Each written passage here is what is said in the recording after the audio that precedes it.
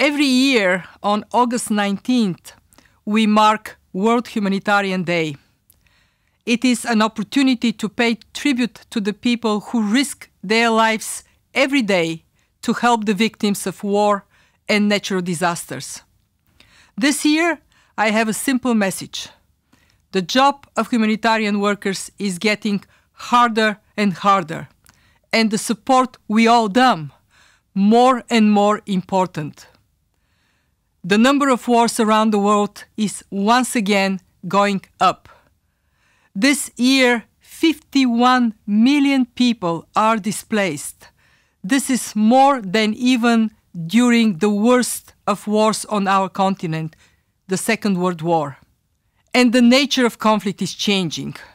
We are seeing more non-state actors who couldn't care less about international law, about world opinion.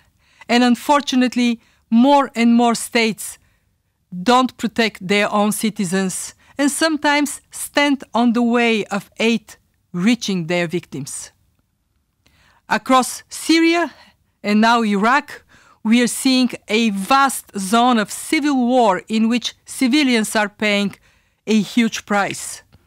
And across the heart of Africa, from Mali in the west to Somalia in the east, stretching across northern Nigeria, the Central African Republic, South Sudan, we see a belt of wars fueled by ethnic and religious hatred.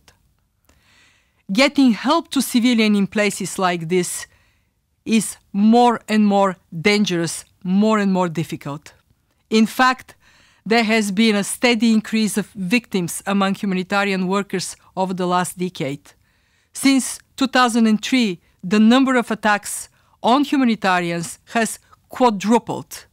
Last year alone, 12 humanitarian workers were killed on average every month, and more than 10 were kidnapped. And every week, 3 humanitarians were attacked and wounded. These are horrific numbers.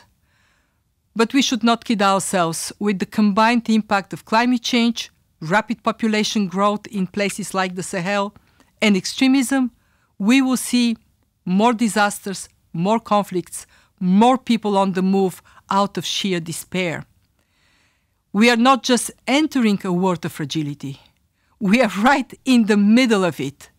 And we need action now to tackle the root causes of the massive explosion of humanitarian crisis we are seeing.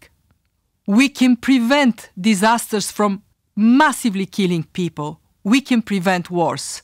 As humanitarians, we need to make our voices heard for the sake of the victims and for the sake of the people who put their lives on the line to help them.